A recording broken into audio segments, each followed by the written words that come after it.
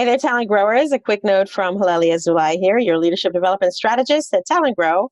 And the TalentGrow Show is taking a short break for vacation in August, and we will be back in September with brand new content for you. But we are rebroadcasting some of our favorite earlier episodes that perhaps you didn't listen to yet, or perhaps you want to re-listen to now that it's been a while. I chose some of my faves for you, and every week you're still going to have content shared with you via these reruns. So I hope you enjoy them and see you soon.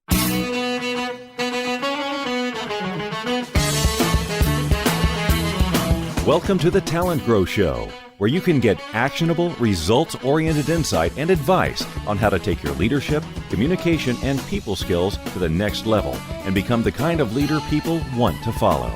And now, your host and leadership development strategist, Halelly Azulay. Hey, welcome back. This is Halelly Azulay. I'm your leadership development strategist here at TalentGrow. And this is yet another episode of the TalentGrow Show, but this time we have a pretty unique guest in that he doesn't fit the mold of most of the guests that we've had on this show. Most of them are kind of in the business world, but this guest, a world-renowned executive chef, Charles Carroll, and he shares with you the 7 rules of the kitchen and how specifically they completely convey to life and to leadership. He also shares 3 things that you need to do as a leader to make sure that your team succeeds, and a really simple, deceptively simple tip that he says is actually the biggest secret of his success. And I have to give you a little confession. While I always try to keep these interview shows to 30 minutes or so, I allowed this show to go a little bit longer. And that's because right as we were wrapping up, all this goodness started coming out. All of these just wise golden nuggets that Chef Charles was sharing that I could not stop. I really wanted to make sure you heard them because there's so much goodness in there. So I think you're going to love the whole episode, but make sure that you stay tuned all the way until the end. And I do have a challenge for you. As you're listening, I want you to think, who specifically do you know that's going to absolutely gobble up this episode? Who is the perfect person who needs to hear this one? I know there is someone either that you work with or who works for you or that you're friends with or that you know from your family or from your extracurricular activities that you think will be the perfect fit to listen to this specific episode. And then when you finish listening, and if you agree that it was a great one, send it to them, email it to them, text them, whatever, so that they can listen too, okay? That's my challenge to you. And I would love to hear about this. So let me know too. But most importantly, I hope that you enjoy it. And here we go, Chef Charles Carroll. Hey there, talent growers. I'm happy to have you meet today's guest, Chef Charles Carroll. He is the executive chef of the River Oaks Country Club in Houston, Texas. He has a unique perspective on success, on greatness, on leadership, and on what makes amazing teams. And this is not your typical TalentGrow Show guest because he is usually thinking about and working in kitchens, but he has such a unique perspective. First of all, he has been a culinary Olympics gold medalist. Since the age of 24, he's participated in 8 different Olympics over 3 decades. He's executive chef at one of the highest rated country clubs in the nation. He manages and mentors a team of 75 in 6 kitchens and 3 restaurants, putting on 80 to 100 banquet functions per week. And he maintains an incredible sense of family spirit and team morale in the process. So we want to try to get leadership lessons from Chef Charles Carroll. Chef, welcome to the show. Thank you so much. Thank you so much. Happy to be here. Well, I'm really happy that you've come along. And one of the main reasons that I've come across your work is your latest book, which we'll also talk about. It's called The Recipe, A Story of Loss, Love, and the Ingredients of Greatness. But before we do that, I always ask my guests to briefly describe your whole professional journey. Where did you start and how did you get to where you are today? Well, I think you did a good job with that already, but I grew up in a country inn in Vermont, which my mom and dad owned, and I went to the Culinary Institute of America for culinary school, and I spent 13 years at the Balsams Grand Resort Hotel in Dixville Notch, New Hampshire, where I kind of climbed the ladder eventually through sous chef and executive chef. And went on to New York for 4 years at Oak Hill Country Club, and now here in Houston at River Oaks Country Club. So along the way, did a lot of competitions all over the world, and a lot of people don't realize that there actually is a World Culinary Olympics. And so I was involved with a lot of teams representing the United States of America, which is pretty special. So I don't think I'd be here today without that. So I guess that's kind of in a quick nutshell. I certainly did not know that there were culinary Olympics. That's pretty cool. So let's think for a minute about this new book. First of all, it's co-authored with John David Mann, who is a co-author of a few other books that are written in a parable format. And this one is like that as well.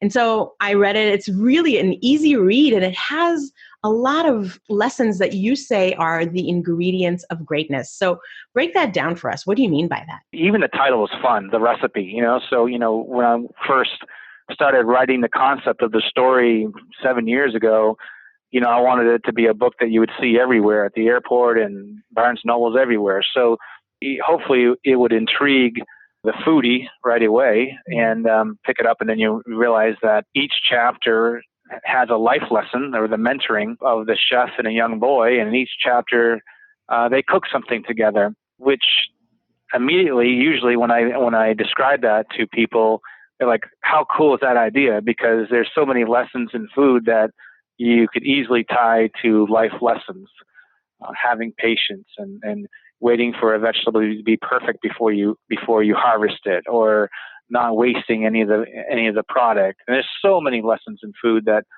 you're easily able to compare to life. So we really allow the reader to use their imagination in so many ways. So that, there's, you mentioned the rules for living, or the chef's rules in the kitchen. They're all carefully tied and allows the reader to kind of go on their own journey. Yeah, let's talk about that. So the book covers 7 rules, and they are the rules of the kitchen, but then they are sort of conveyed over to how they can also be rules for life. So right. I hope that everybody goes out and gets a copy of your book.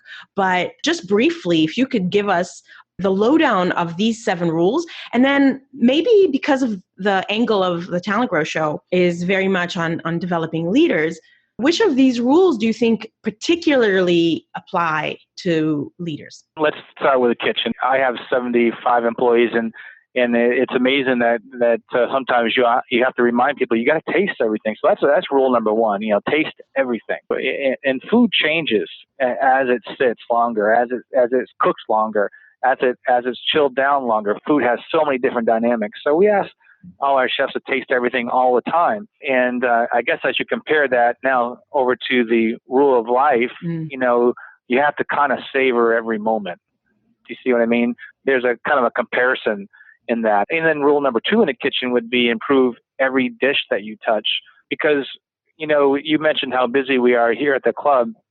Lots of times you can find people just, punching in and going 100 miles an hour, just get the food out. Just do whatever you can. Don't be late, but get the food out. So we don't really want our people working that way. We want them to slow down a little bit, and you get the recipe in front of you, but that's a guideline. That's a guideline for what you have to do today. But we want you to take, because the products that the onion that you taste today may taste different tomorrow. The tomato that you have today is going to taste different tomorrow. So you taste everything, and then once you get that recipe, you get that dish, you improve on it. So you have to stop and smell and touch and taste and see what you can do to make that dish a little bit better. In life, you want to try to take that practice in everything that you do. So that's how we make this play between while they're talking in the kitchen, the young boy is mentored by a kind of a crusty old military chef. And he kind of relates those kitchen rules to life. And that's where Owen comes up with his own rules of living. I guess you can go to the next one, pay attention to all the little things. As a young chef coming up to the ranks, many times in competition, everybody wants to go do the showpiece, but they don't want to do anything. They don't want to take the necessary steps to be successful. They just want to go immediately to the gold medal. They want to go immediately to the fun stuff, immediately to the centerpieces, because that's fun and that's the biggest show.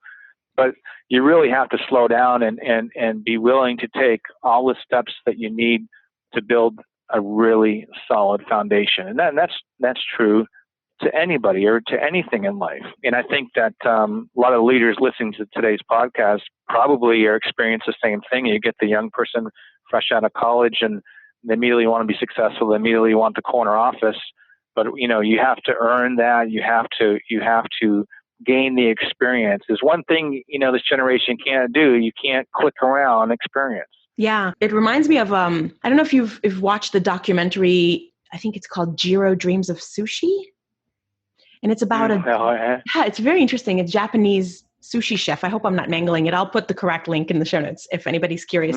I watched it because my son is a foodie. And so he turned me on, and he loves sushi and Japanese food in general. So he turned me on to this. And this is like one of the best sushi chefs in the world. But he explains that anybody who comes to his kitchen has to do prep for 10 years or something like that before they can even put a dish in front of a customer. And that seems so excessive, when you think about that, and, to reflect on what you just said about people coming in and they're so impatient, they don't really want to put in the time to do maybe what seems like grunt work.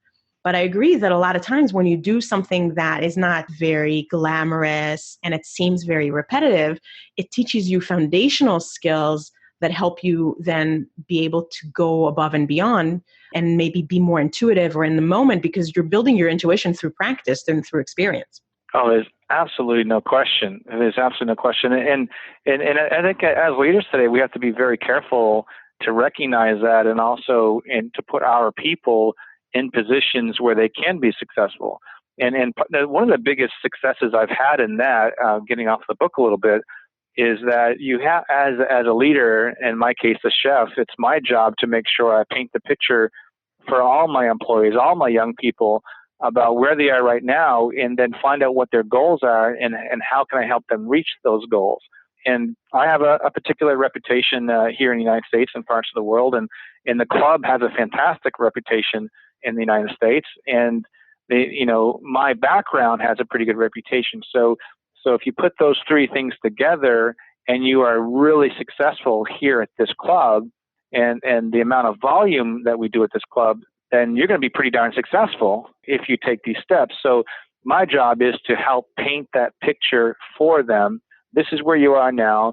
These steps that you're taking to get on the porch are investment steps for you. And at the end of the day, at the end of the tunnel, you will, I can paint how successful you will be if you are willing to do whatever it takes. And it's easy to paint that picture. But I think a lot of times what happens in today's business is you jump in and just go in there, and you don't have, I don't want to say in a lot of cases, but we're so busy that there's not a lot of people to stop and then help mentor these young people and put a hand on their shoulder and say, hey, I see this for you. That's great advice. You said something, get on the porch. What do you mean by that? Well, I kind of use that analogy, but you have to, if you want to get on the porch, you have to take 3-4 steps to get up on the porch. You just can't jump.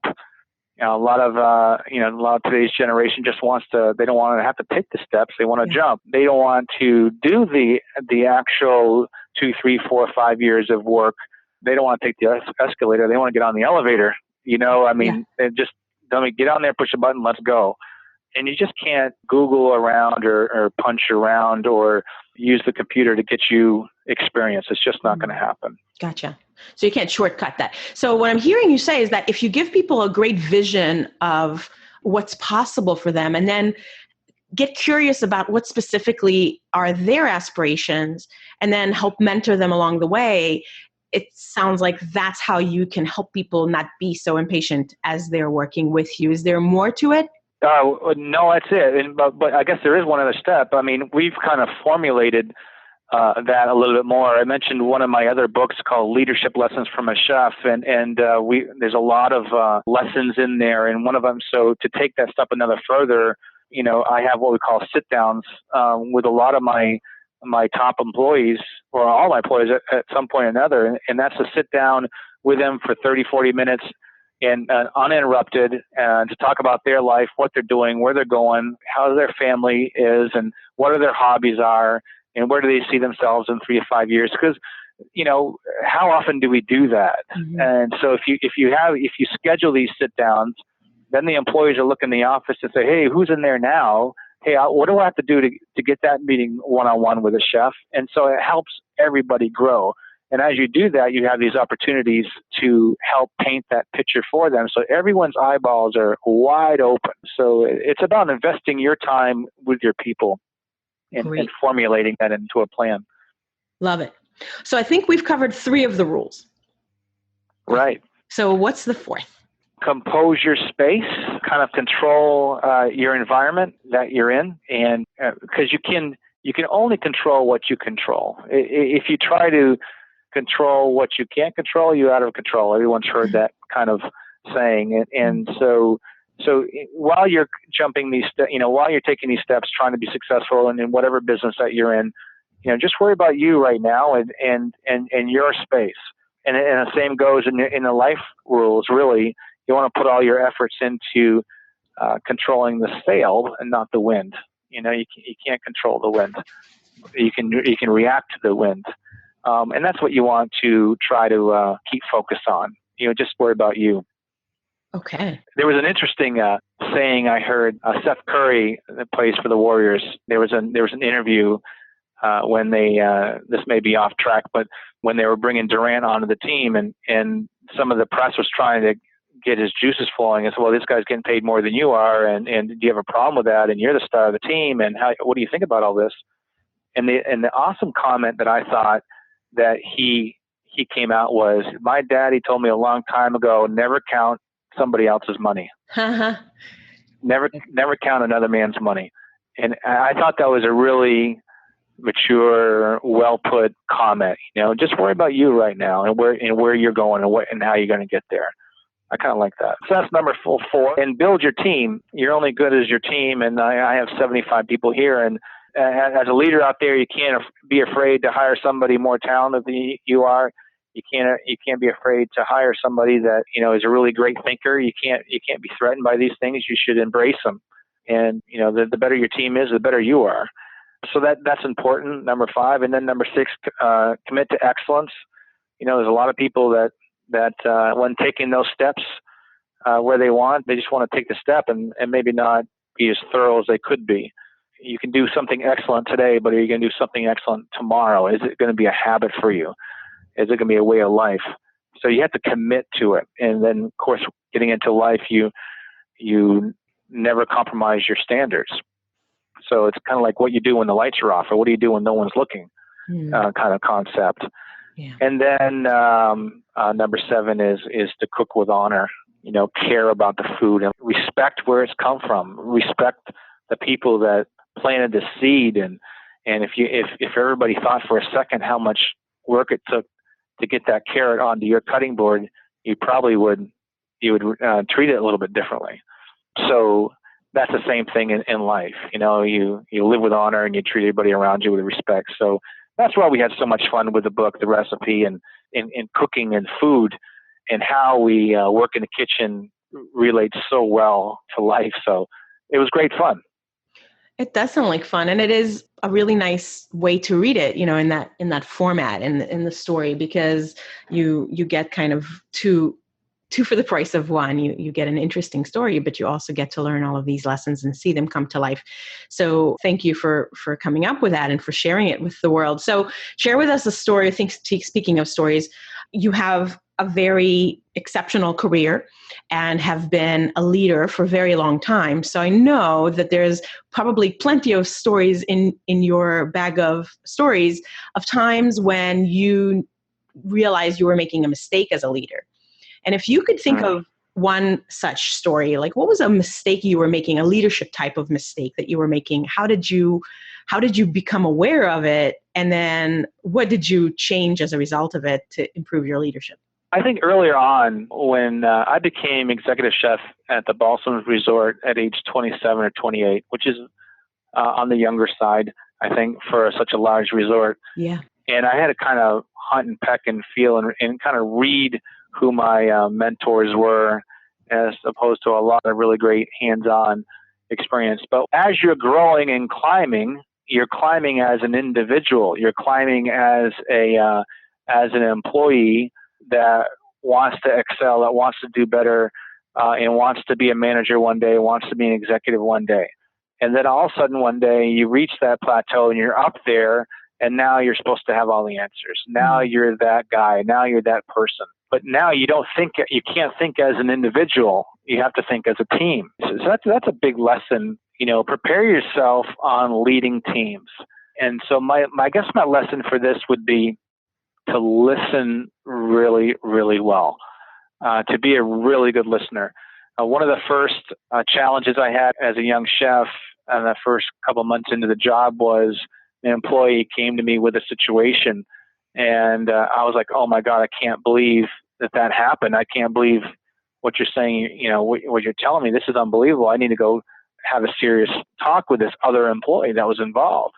So, without listening to the other person's side of the story, I immediately started, disciplining this person in my own way, and you can't do this, and without giving that person an opportunity to tell their side of the story. So, you have to I would encourage everybody to practice to be really good listeners, because there's always two sides of the story, and just be patient and let the story play out. Also, I would, in that particular situation, I would bring both employees into the office at the same time, because stories quickly change when you have the two people involved in the same office. So that would be one. And quickly, another one on listening. When you're in that executive meeting with 10, 12, 14 other managers / executives in a boardroom, listen as much as you can. Don't be the first one to speak. Don't be worried about getting everything that's in your head out on the table. Don't be concerned with being the chatterbox of the room. I would encourage you to do the opposite. I would sit in that executive board meeting and learn as much as you can from everybody who's in that room. And you're going to have your chance to talk. You're going to have your chance to add to the conversation. But chances are you're going to learn a ton more if you keep your mouth shut and listen to everybody else. And then you can have that last word. You can have that an educated response and a better response had you not listened, and tried to respond earlier in the conversation. So the moral of the story is be the best listener you can be. That's what I would say. Love it. Very good. Well, so this has been a great lesson you've shared. What else can you share with us about building team morale? So that's one of the things you take pride in. You said you have 75 employees, and you've already shared a couple of techniques with us. But one of the things that I know you experience in the world of the kitchen, which is also true in every corporate environment, every organizational environment I've ever heard of or seen, is people always feel like they don't have enough time. And lots of times when you're called on to be a leader, you're rarely just purely leading others and doing nothing else. You're often, you have your hands in the food, right? To use your metaphor. So how do you make time, or what do you do to ensure that it doesn't become an afterthought or something that you didn't have time to do? Yeah, I have a lot of answers to that, I guess. Well, and I try to relate it to the book. In the recipe, the chief, just to give you a little taste, so all your listeners go out and buy the recipe. Yes. Because I don't want to ruin the book for you. But in the recipe, the boy loses his father at a very young age, and he gets mad at life and mad at the world, and the chief, the chef of a diner, sees this, and he pulls the boy in and starts mentoring it.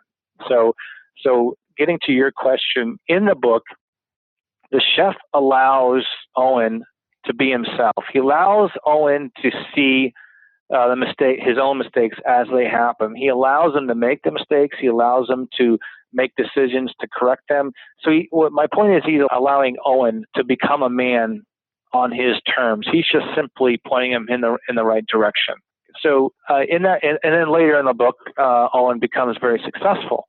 So relating that to the leadership world, it's my job. You mentioned 80 to 100 parties a week and 75 employees, 6 kitchens, 3 restaurants. I can't be everywhere at all times. I can't control the wind everywhere. So it's your job to do a couple of things: hire really good people, and 2, let them do their job.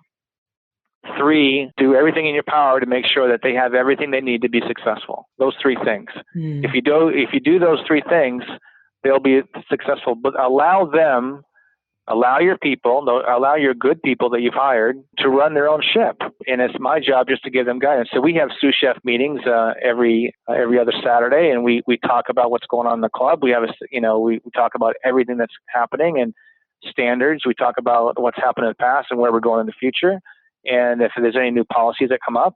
And then you allow your leaders to go out into your property and out into your business and be successful. It's your job to stay ahead of them and help in the planning of the future of the property, but you got to allow your sous chefs, if you will, to run their show. So get out of their way, don't micromanage, and let them be successful. That would be my biggest advice for that. Beautiful. So we are getting to the point where we have to start wrapping up. And one of the last things we'll do is you'll share one very, very actionable tip. But before, what's exciting on your horizon? What's got your attention these days? Well, I mean, the recipe is we're launching in October, but, we're in a promotional period now. So we just finished 8 short films, which are some of the recipes that the chef cooks with Owen in the book. So it's a beautiful, emotional story. And it's really, there's great twists in it. And so what we've done is we picked 8 of the recipes, and John and I have cooked them in the kitchen. We've had a lot of fun. And then we banter back and forth about why the recipe was chosen and how Owen's working with the chef. And we pull out all the great moments of the book. So we just finished filming those last weekend, and we have some editing to do that. So that's going to keep us busy for the next 6 weeks. We're also making a trailer for the book, and we do have movie interest. Believe it or not, we have the book in front of 3 different producers. So There's some work going on. Yeah, there's some work going on with that. And then, of course, I have my real job, and then I have another show that I'm working with right now called Celebrity Sweat, and that's on A&E. And it's a show with fitness with celebrities, and I'm doing a cooking segment on that. There's 12 shows a year, and then I'm also working on a TV show, which we'll see if that happens. It's getting really, really close on some. I'm putting together a pilot, and that show at the moment would be called The Recipe. Wow. Which would be it's a really fun concept and a really great TV show. We're real close on putting something together there, and we have a couple other projects that possibly dipping our toe in the water with some children's books. And my goodness, you're extremely busy and very productive. Good on you. That is so exciting. Oh, thank you. We're excited. We have a lot of good people. It's fun. It's fun. You just keep pounding on doors and wait to see which ones open. Well, that's super interesting. Well, I wish we could keep talking for a lot longer, but I bet some people are about to get to work, or you're about to finish their treadmill run, or whatever it is that they do when they listen to us. So what's one really specific action that they can take this afternoon, today, this week, that can help them become a better leader using your perspective? Everybody asks me, well, how do you do all this, or how do you do that, or how do you balance it all? And then there's a lot of other people, well, I wish I could do that, but I don't have time. Or I wish I could, I wish. And I guess I would say, if you want to be successful, if you want to be an entrepreneur, or if you want to do that thing, what is it in your life you want to do? You want to be incredibly successful, and you want to be great. You want to be extraordinary. My advice would be, get started. You got to get started. You can't finish until you start. What I find is a lot of people never start just because, they think it's going to be impossible, or that guy on TV does it, but I can never do it. Yeah. I'm living proof that you can do it. I mean, I'm a chef full time, and now we're finishing my 3rd book, and I've been to 8 different Culinary Olympics. I've been to Afghanistan 3 times. We fed the troops. And put on amazing entertainment shows, and nobody does that as a civilian. But we did it. We did it twice, and been to Afghanistan 3 times. And now we're talking about TV shows and kids' books. And my biggest secret to anybody who asks is, all I did was I got started. And you just keep pounding and pounding and pounding until it happens. And this book The Recipe becoming a movie is because I'm keep pounding. And we have it in front of some really exciting people. One of them in particular is amazingly exciting. So you just keep pounding. And one of the things that I learned in Afghanistan when doing these shows is there's nothing that phases me. Because every day someone told me it's not going to happen. Every day says a general is going to pull the plug. Every day said, well, it's the food's not going to make it there. The gifts that the 8,000 pounds of gifts that you raised and you got donated aren't going to make it in time. And I just take a deep breath. I say, okay, hold on, we'll figure this out. So there's nothing that phases me. And as long as you look at life that way and you keep pounding, you will be successful. You will get something done. So that's. And I believe it as sure as I'm talking to you right now. Well, I can tell that I can hear your conviction, and that is very inspiring. So thank you for that. Because we're pretty much almost done with our time, I still want to help people. Let's say that they do experience this challenge you described, that it's overwhelming. They feel like they don't have time. They listen to people like you, and it's, either inspires them or makes them feel like, oh my God, I can never be like that. And you say, keep pounding.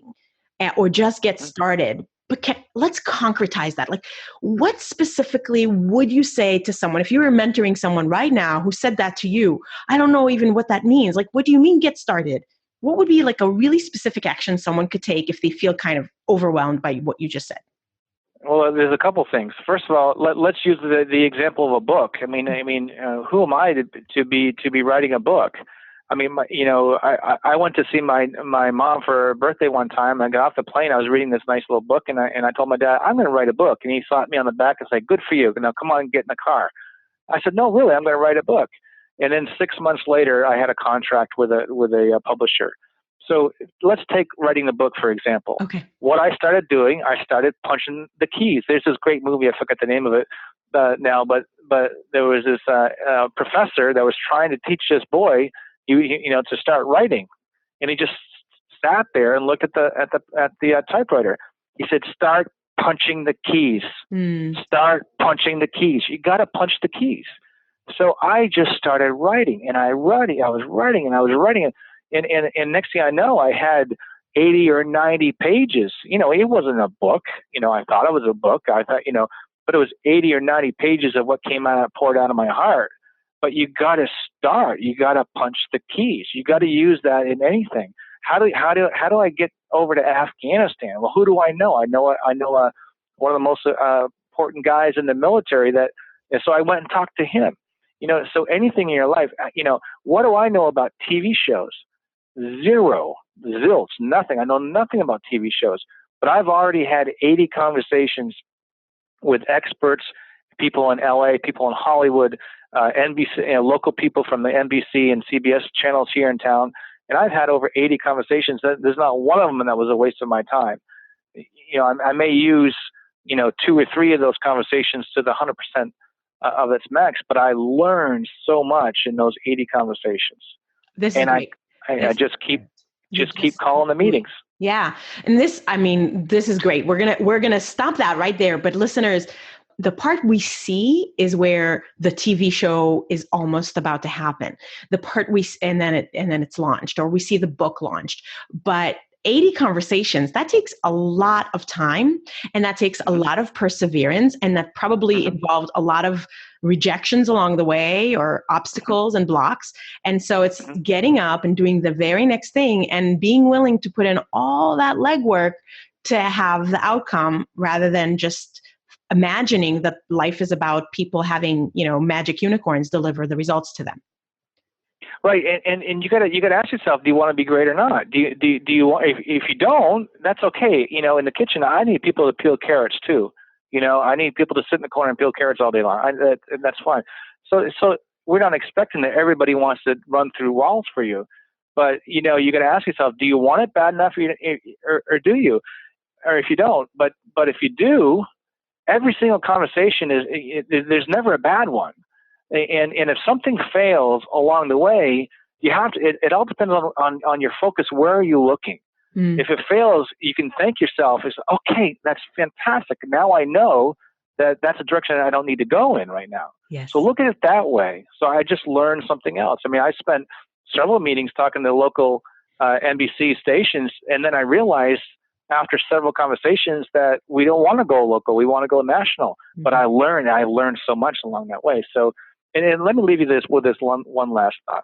Okay. If the audience, the people in the audience are listening right now and you're overwhelmed and, okay, that's all great, Chef Carroll, that's great, but I can't do it, or I'm just overwhelmed. I have too much on my desk right now. I can't even breathe right now. I want to inspire everybody out there to be exercising, going to the gym too, but that's a whole nother conversation. Yes. But when you're sitting there and you're overwhelmed and the phone's ringing, your boss is after you and you don't know, you're trying to balance everything, just stop, take a deep breath, and stop and think of these three things. Win. What's important now? What's important right now? Win. Just remember that acronym, and then take a deep breath and say, you know what? I got this.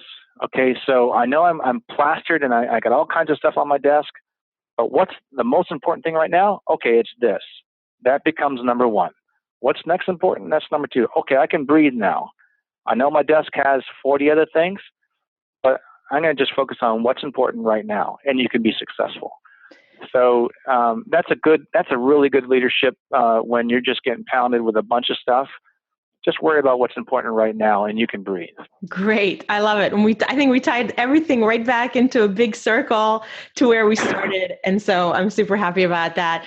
Chef Carroll, how can people stay in touch with you, learn more about all the great stuff that you're doing, and learn more from you? I appreciate that. Well, first of all, I need you all to go out and buy the recipe. And because the more people buy the recipe, the more chances we have of it becoming a movie. Okay. And we will link to that in the show notes. Yeah, and that's therecipethebook.com, therecipethebook.com. And you can order the book there. My website is chefcharlescarroll.com, and we have links to the book there. And of course, my co-author is the famous New York bestselling author, John David Mann. Yes. And so between that and Facebook and Twitter, I'm pretty active on Facebook and Twitter. You can see, in fact, if you go there, you can see all kinds of our filming that we did last weekend. Cool. All right. Fun with that. Good. Well, we will link to all of that in the show notes. And thank you so much for your time today. We appreciate that you've shared your experience and your insights with the Talent Growers community. And I hope that you have lots of great success, continued success with everything that you're doing. I appreciate that very much, and thank you for having me, and look forward to talking to you in the future. Happy to come on anytime. Awesome. Great. Thank you. So I hope you agree. This was really an interesting take, a little bit different from what we're used to sharing here on the Talent Grow Show. And I hope that you will take my challenge up and send this episode to someone you know that could really enjoy it and learn from it. And of course, there's no limit to how many people you can send it to, but let's just do one, right? Kind of like Chef Carroll said, what's the next one thing that you can take action on? Let that be this one favor for me, and also a favor for this person. If it's a good fit for them, they'll appreciate it. So you'll actually be getting bonus points from both of us. How's that? That's a pretty good way to start your day or end your day or do something at lunch, whatever time it is that you're listening. So I hope you enjoyed it. I hope you'll take action. Check out our show also on the C-Suite Radio Network. That's an exciting place that our show has been featured as one of their excellent business-related podcasts for people in the C-Suite and beyond. And that's at csuiteradio.com. And thank you for listening. And until the next time, I am Halelly Azulay, your leadership development strategist here at Talent Grow, hoping that you make today great.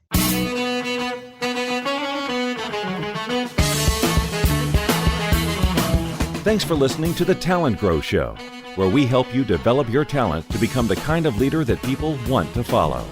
For more information, visit talentgrow.com.